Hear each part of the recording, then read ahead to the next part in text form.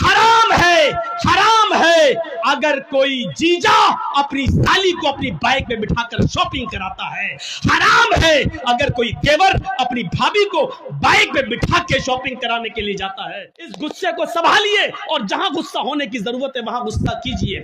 یہاں غصے کی ضرورت ہے، یہاں آپ کی بیٹی بے پردگی کے ساتھ گھوم رہی ہے، موبائل لیتی ہے، اپنے جیجا کی موٹر سائیکل پہ بیٹھ کے بہنوئی کے ساتھ سفر کر رہی ہے اور دیور کی موٹر سائیکل پر بھابھی بیٹھ کر جا رہی ہے۔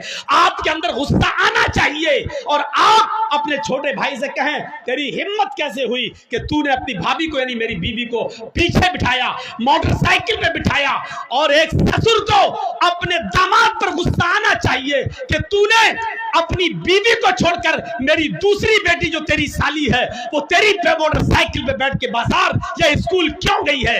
اس غصے کو سنبھالیے اور اس غصے کی ضرورت ہے یہاں پیش کرنے کی۔ آپ اس غصے کو پروان چڑھائیے۔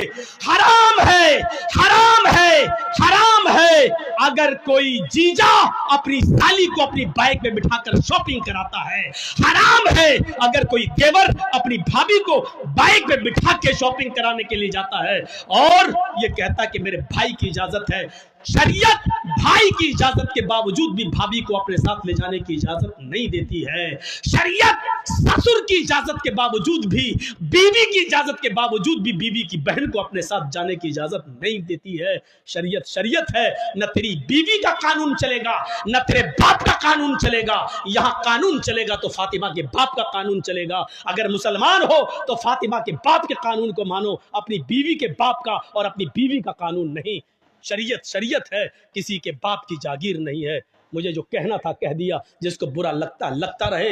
اگر برا لگتا ہے تمہیں تو اللہ کی قسم میں کامیاب ہو گیا، اگر میری بات تمہیں چبھی ہے تو اللہ کی قسم میں اپنے جلسے میں کامیاب ہو گیا، اور اگر میری بات کا برا نہیں لگا تو ہمیں سوچنا پڑے گا کہ ہمارا جلسہ کامیاب ہوا ہے یا نہیں ہوا ہے۔ کیونکہ جب برا ہی نہیں لگ رہا ہے تو اس کا مطلب یہ ہے کہ آپ وہی کرو گے جو کرتے آ رہے ہو، اور جب وہی کرنا ہے جو کرتے آ رہے ہو تو پھر یہ جلسہ بیکار ہے، آپ کا یہاں بیٹھنا بیکار ہے۔ رات کے 1 بجے 1:30 بجے 2 بجے تک یہاں بیٹھ کر اپنی آنکھیں پھوڑنا بیکار ہے، کیونکہ آپ کو کوئی ثواب نہیں ملے گا۔ میرے پیارے ساتھیو، دین سننے آئے ہو نا، قرآن حدیث سننے آئے ہو۔ اس قرآن و حدیث کی ایک بات یہ بھی ہے، اور گرہ باندھو